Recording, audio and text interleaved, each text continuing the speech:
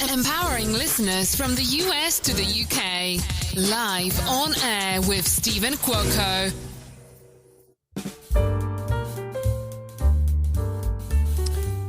Well, good morning, good afternoon, or good evening, no matter where you are in the world. You are listening to Live on Air with Stephen Cuoco on Power 98.5 Satellite Radio and Biz Talk Radio.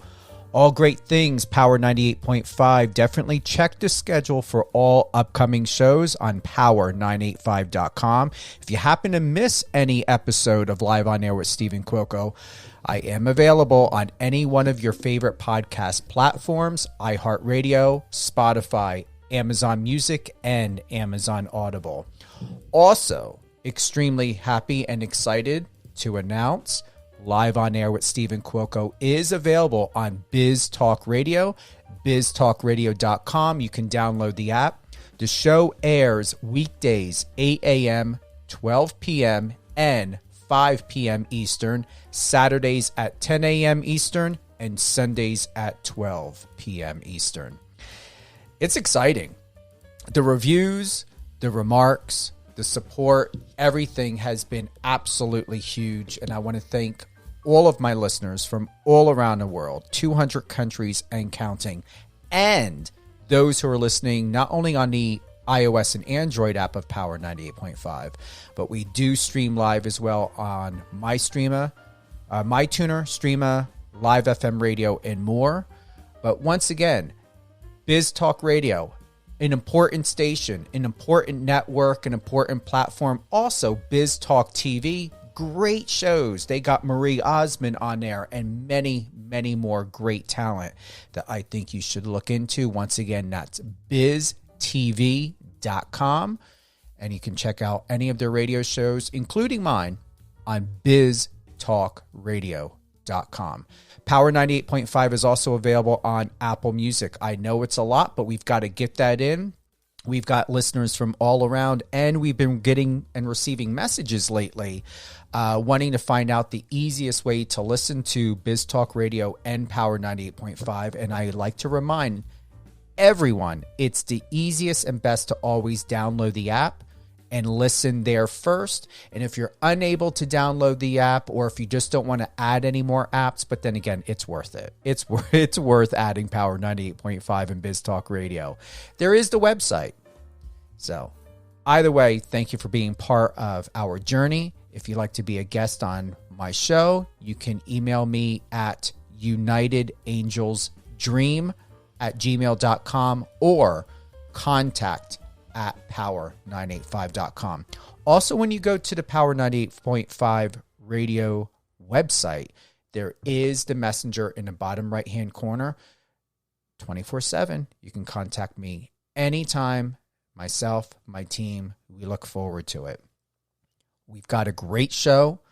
This has been amazing. And when I say amazing, I'm talking really, really great. We've gotten some messages about this. There's been a lot of interest about this subject matter that we're going to be going into. We've been putting the feelers out. We've been getting emails. I can go on and on and on. However, topic point, Gen Z takes over workforce. How to navigate the boom to Zoom shift. We're going to be looking at expert strategies with none other than Scott Delong. He's a serial entrepreneur. He's built 3 previous companies from the ground up. The successful exit from each has positioned him to continue his thirst for knowledge and experience, and cultivated a return to education system where he's not only received his doctorate in leadership studies, but also taught courses in both communications and entrepreneurship at the university level. Scott, thank you for being with us today. For having me. I appreciate being here. It is exciting. I mean, wouldn't you say, how many people get to talk about this? I don't find it very often. I know that most of my listeners were used to reality TV and documentary and film, and they're really enjoying someone like you that's coming on where we can offer something that's unfiltered, It's not manufactured, yet topic points that most people may or may not cover, but we want to get it direct from you. I want to get it direct from you, Scott. You're actually going to get some contrary points from me as well. I mean, I'm a member of the boomer generation.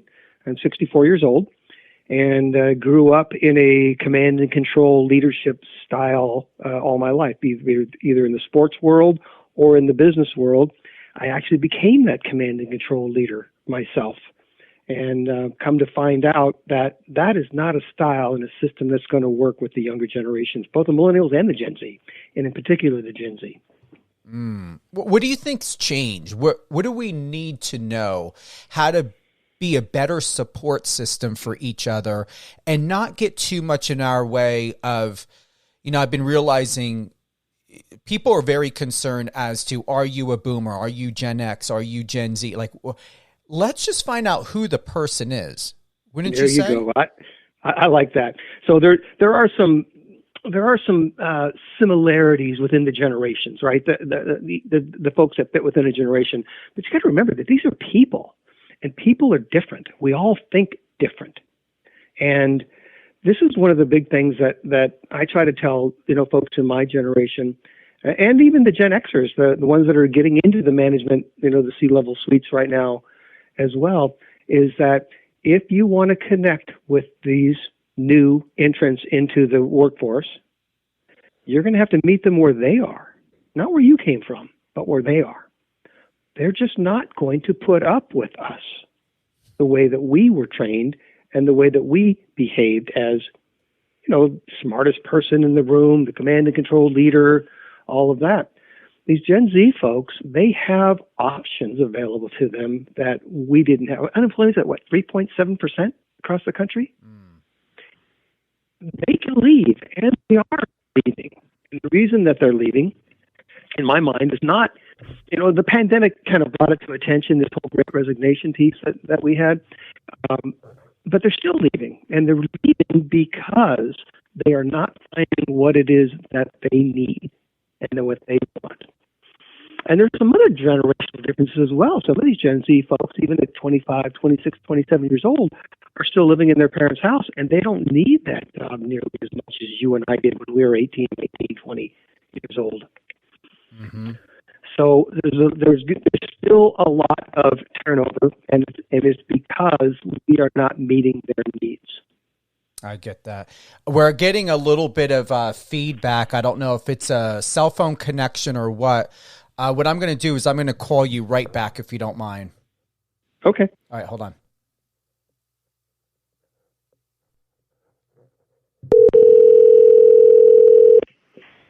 This is Scott.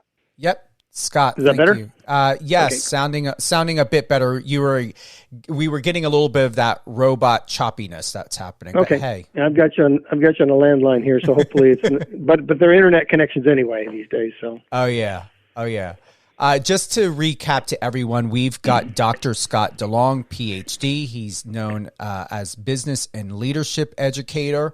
When we go further into this, great topic points we're looking in. Coming up as Gen Z influence and impact on workplace dynamic. You were touching on the similarities, how we have differences, but there are similarities there to each generation. Sure. When we look at the influence and impact in workplace, and it was a conversation that I just had yesterday with someone that you brought up, is it because there's not as much responsibility, or is it more of the fact that when we think about younger people who are quitting jobs more frequently, not staying at a job, is it because they have a lack of experience of the financial commitments that need to go into education and the financial responsibility of continued education? Is it also, can we consider the fact that younger generations are misidentified and misunderstood is because their generation is extremely different? You said you're a boomer. I'm Gen X. And there's a huge difference even between our two generations. But you got to figure, I was raised by boomers. And then most people who are millennials were raised by boomers and Gen X.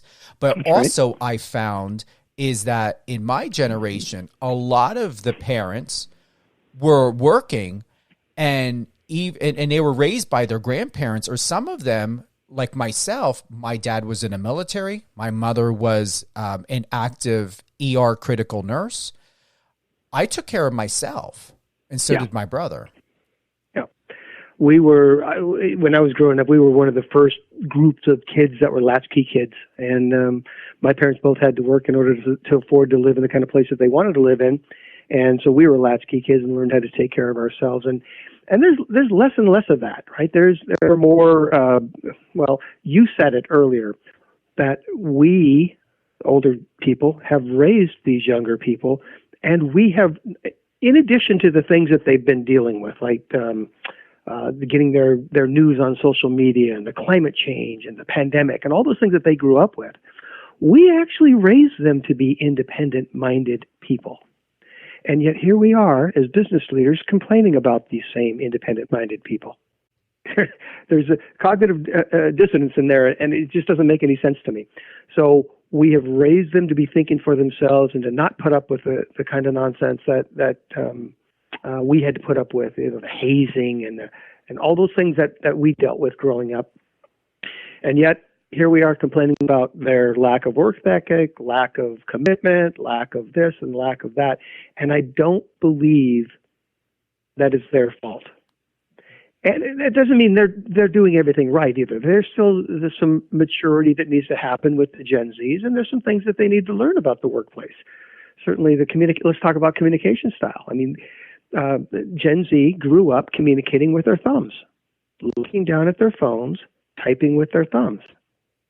They have a difficult time with face-to-face communication. Yet we know that the best way to deal with conflict is face-to-face. Conflict meaning just a difference of opinion. It doesn't even have to be a fight or a war or a battle. But any conflict that we can deal with face-to-face is going to go a lot easier than if we send a text or send an email. The written word is read with such a negative slant. My intentions are one thing, and the impact that it makes is something else on the people that are reading it. Whereas if we're in the same room, or even on a Zoom call, Teams or whatever it might be, we can start looking at tone of voice and body language and other things that can put context into the message. So that's one of the things that we do need to teach the young people, is that there are better ways of communicating. It might not be faster, might not be as quick as what you're used to, but there are better ways, especially if we're dealing with complicated situations or critique, things like that. Let's get face to face, and we got to show them the value of that rather than just enforce, here's how we're doing it. So communication is just one thing that Gen Z communicates different than Boomers and Gen X, right? And what we do, our job is to teach them the benefits of this face-to-face communication. On the other hand, there's a lot of things that they bring to the table that they can teach us. Their knowledge of tech is so much greater than mine. I just got a new computer. I had to call a young person in here to make sure that it got set up properly, right? So, but the other part is, if Gen Z and millennials end up being, like, I think they're today 53% of our workforce, you can extrapolate that and say they're probably 53% of our customer base as well. So the knowledge that they have on dealing with themselves is much greater than the knowledge I have on how to deal with them.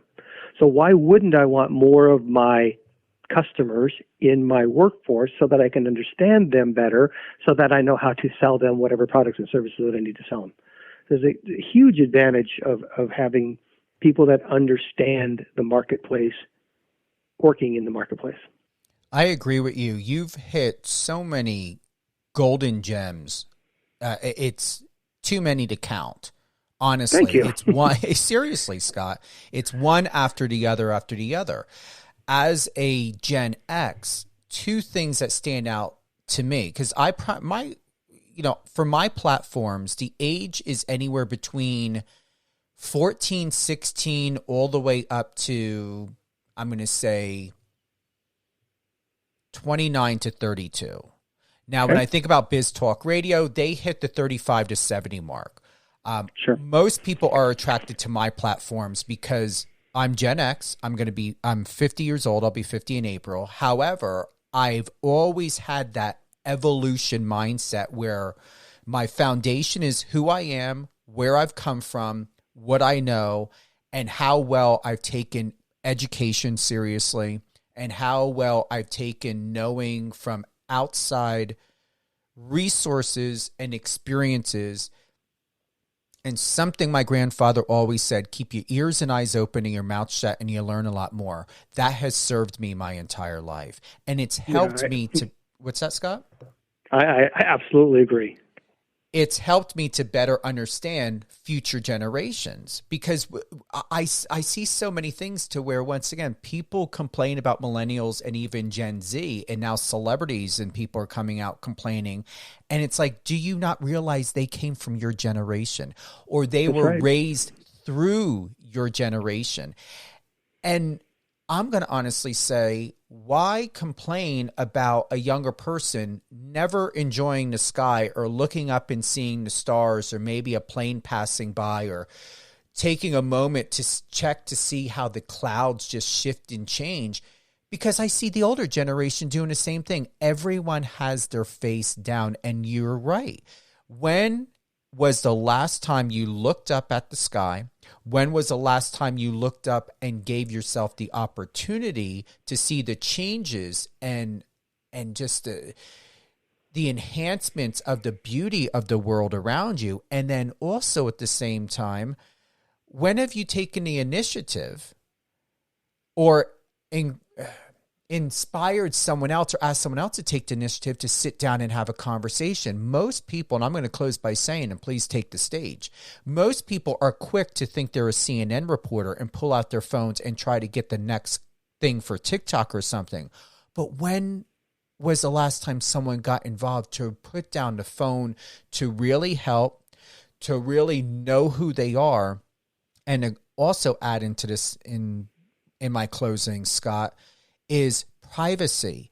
I'm going to tell you, I believe the boomer generation and more specifically Gen X, my generation, is the last generation that understands the independence to autonomy, to individuality, and to community, because we know and we value that self-reflection in being in a safe private setting, whether it's at home or if you're in a bar or in a club or at a business meeting. You didn't have to worry about somebody taking a cell phone and bringing it in a bathroom and taping something. You didn't have to worry about the exploitation of voyeurism, someone being, a voyeur or perversion, as outlandish as it is today, because people have a weapon, something that they can use as a weapon simply by a phone.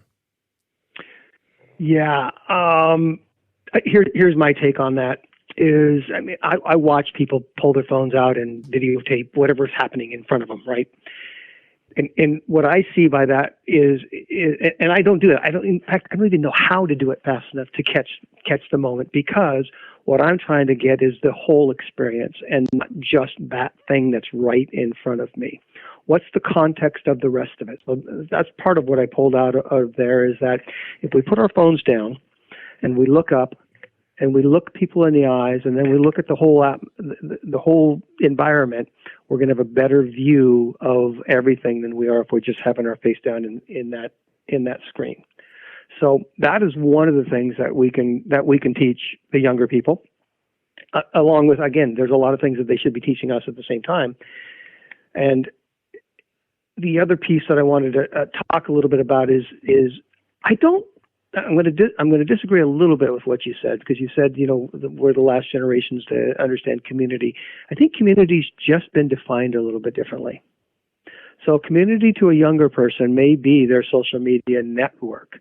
They may not know all of these people, but that is their community, as opposed to the community that you and I might think of as our neighbors, our business associates, even the work associates, when we used to have to go in the office every day and meet the people there, right? So we formed community in person as opposed to forming community over technology. But I do believe that the young people believe in community, but they don't really get the one-to-one community. So they're more interested in social uh, social things, climate change, for instance, or DEI, than my group, ever was growing up, certainly. And I think that's a good change. I think that's a wonderful change, and something that we should be learning from them is that community extends beyond just our little network, but on a broader network as well. Well, we can teach them that community also means more depth in the relationships that we have with people. I like that because you touched on very eloquently the generational differences in not only the workplace, but in life in general between boomers, Gen X, millennials, and Gen Z. And I like your perspective and optimism when we think about community and where it's going. It can always be better. And I'm hopeful, I'm sure you are as well, Scott, that it seems as though there is efforts in wanting to make the initiative or take the initiative of communication, outreach, partnerships. But do you find that there's still a gross disconnection between those who are extremely competitive of still wanting to be number one, still wanting to be top dog? Or do you find in your area and your expertise and your platform of the differences that are happening that there is more of a camaraderie that's happening and conversations are starting to take place in a very more objective way than how I've seen it in the last couple of years, especially when Trump was in office and now Biden? It's, on my side of the lane, it's extremely harsh. Yeah, I think that there's a big problem of us not talking to each other and talking through differences. So there's one of the things that I teach is how to deal with conflict, and I deal with conflict differently. I don't shy away from it. It's not a win or lose situation, but it's an understanding situation, because I believe that through conflict we can get better solutions than we can if we just stay on these polarized. I believe this and you believe that, and we don't talk to each other, but we understand each other's differences. So the way I deal with conflict, and I can almost I can diffuse almost any situation. Even if I'm coming at something hot and the other person's coming at something hot, the easiest way for me to diffuse that is to stop and listen and ask questions about their perspective. Questions like, I don't see it like that. Can you help me understand? Right? And then the first thing that happens is that they pound their fists and they tell me what they understand. I said, tell me a little bit more about that. Ask another question, go a little bit deeper. And all of a sudden I see people's shoulders drop and they loosen up a little bit, and we're no longer fighting. Because I'm spending time listening to their perspective and trying to understand from their point of view. Now, that doesn't mean I have to agree with their point of view, but it means I'm trying, before I insert my opinion, I'm listening to theirs. The first thing that it does is it gives me more information. I have a broader view now than I had before hearing what this other person said. The second brings down the hostility. And then, and only then, do I get a chance for them to give me the same grace that I gave to them so that they can hear my side. Mm-hmm. Typical conflicts, you say something, then I say something to top you, then you say something to top me, and all we do is escalate it. And we're not going to convince anybody that way. And you may not convince me by me inquiring about you, but at least I have more information now and I have a broader view of this. Now, I can use that in a couple of different ways. One is that I can say, that's an interesting perspective. Let me think about that. Or I could use it to beat you. I could outflank you with your points and all that. I choose not to do that very often because I think that the combination of your idea and my idea is potentially going to give us something better than either of us would have come up with on our own. So not only have I diffused the conflict, I've gotten smarter in the process, and I've built a relationship, all with one interaction that started in conflict. And I think the world can work like that. I'm talking about wars too, not just business, but not just home life, not just, me and my neighbor or whatever conflict. I'm talking about on a broader point.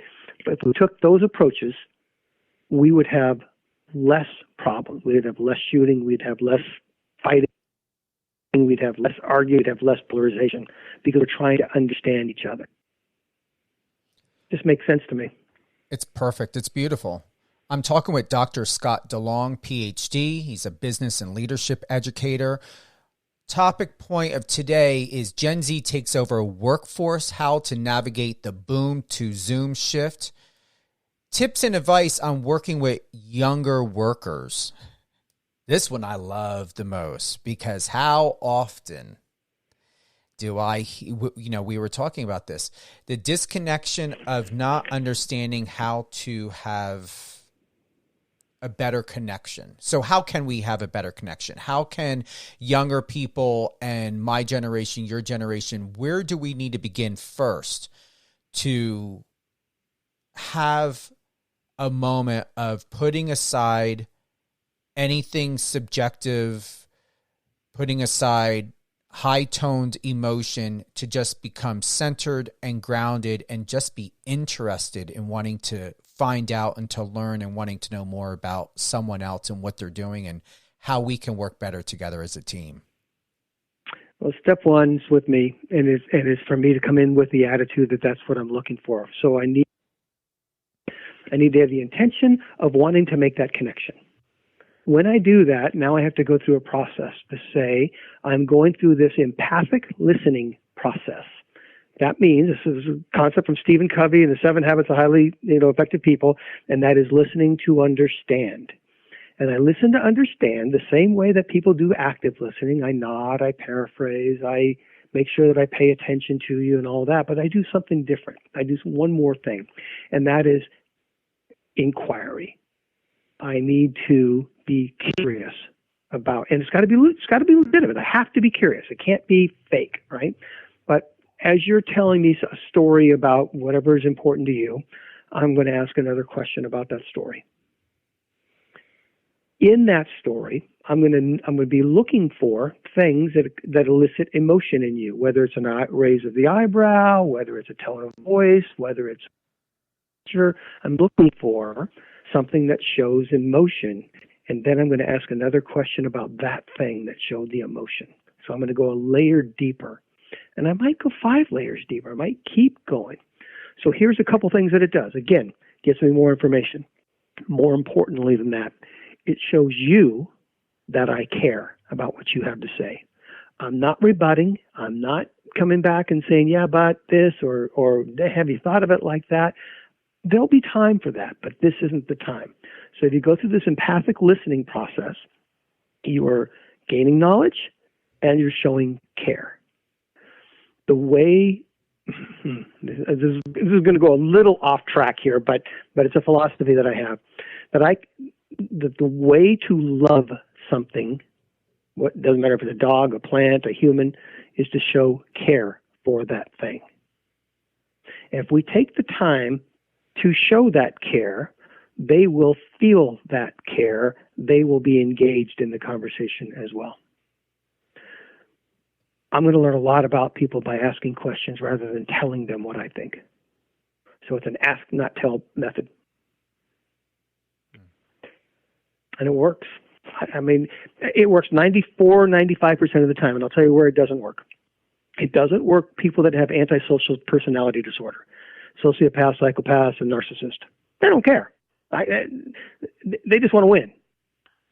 But the rest of the world are good, decent people that have built up whatever walls that they've built up. But that care, me showing care, can break down those walls and get people to lean in a little bit more. How can someone identify immediately or eventually someone who's a narcissist, someone who is not out for the best interest for you and everyone involved?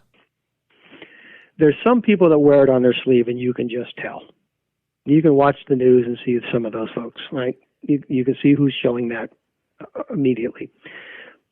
But there's others that can fake it. In fact, narcissists typically are pretty good at masquerading. They're good actors, and they can pretend to show interest and show care for others and whatever. And sometimes you just have to be burnt. That's just the way it is. There's a risk in vulnerability. And what I'm talking about is being vulnerable, right? Is listening to them and telling them about me, is being vulnerable. And there's some risk in that, and that people could take advantage of that. But the percentage of people that do that are very, very small. 4 to 5% of the population has that antisocial personality disorder. To me, the 95 to 96% is worth the risk. It's worth the risk. Now, I have a very high propensity to trust anyway. It's in my nature. I want to trust people. And there are folks that have a low propensity to trust. And that's okay. That's fair. That's experience, right? They've been burnt before. They've been taken advantage of and all that. And so this process of this empathic listening takes a little bit longer with somebody with a low propensity to trust. And it's worth it. I'm taking a moment and processing that. It comes to... No, go ahead, please. Go ahead. I was going to say, I also believe in karma a little bit. And I had a conversation with my brother about this a few years ago when... he's saying, well, you just can't trust this person. I choose to trust. And if they take advantage of me because I've trusted them, that's on them. Mm-hmm. That's their problem. It's not mine. I got burnt this time. Okay, great. That's one loss out of the 90 some odd people that I've dealt with. I've had one loss. And, or let's say 5 losses out of the 100 people I've dealt with. I've had 5 losses out of 100. Those are pretty good odds. You reminded, so I choose to trust. And that's what I appreciate, because you and I are very much in alignment on that. And I wanted to share with you something that just recently happened, not even 24 hours ago. And I was building rapport with someone, who's not in my industry, but somewhat in it, the fashion beauty industry. And we've been networking and communicating for probably about, I would say, a week. And in that week, one of the things, and it was the first, and I would say, having had worked in mental health as well, I've always learned, and just who I am, especially being naturally an introvert, is I want to know about you first. As long as I know who you are, your goals, your aspirations, everything, it helps me better understand, how is Stephen Cuoco going to be placed or sit in that person's world? And the number one thing that I had realized immediately, like you said, I mean, it's very obvious, but it just kept continuing, and I called it out twice, is this person had made easy effort to constantly remind me of their goals, their desires. Everything was him. And nowhere in the conversation at all was I asked, how do I feel? What do I like? What would I like to see come from this business relationship? What would I like to see for us working together, of how we can win? It was just me, just all about this person. And the last part is what I ended up doing is I thought, all right, I have a feeling I know what I'm dealing with here. So I first made reference that I don't think that this is going to work out, because it seems to be all about you. And I have no problem putting it like that. All about you. And I am not the right fit, because we need to be a team here. And this is not being conveyed that this is going to be a something where we're going to be a team. It's all about you. And I specifically said to this person, I don't mind, I've done it for 30 years, making it about someone else, but I don't want to be forgotten, and I'm done being pushed all the way back in a line to where maybe you don't even see me anymore.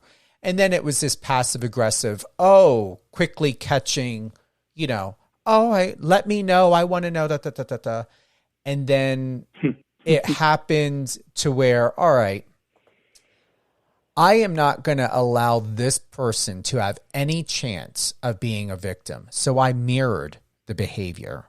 And then I just started just basically playing stupid. And what I mean by playing stupid, Scott, is I just was in this, okay, I'm not going to care either. I kept it. I went, instead of keeping it equal when I mirrored him, I went maybe a notch or two down. The moment I did that, he got so pissed off and said, no, this isn't going to work. And I'm thinking in my head, and I said in my head, I told you that about 3 days ago? So it just took to where I needed to mirror. You know where I'm going with this. Do you want to add? No, sure. I would have probably done something a bit differently. Tell me. I would have gone a little bit further and deeper into the asking about him and seeing if he wouldn't reverse that at that point. And if he didn't, then I knew he was as well. I don't need but I do like what you said about creating boundaries. I think it's important for people to have boundaries. That was a boundary that you weren't going to allow to have crossed. I think that's fair. But what I've found is that with most people that have been a little on the narcissistic side, but not total narcissist, right? A little bit me-centered because they want to. We've been taught to do that. We've been taught to show the benefits and what we can do for people and all that. But the more that I just defer me to them, I will then be able to tell whether or not they will soften their position and then start asking questions too. And if they don't, there's clues in that, right? That there are clues. So I don't think that I need to call anybody out on their behavior. They get to be whoever they want to be. I'm all right with that. It just doesn't have to be in my tribe.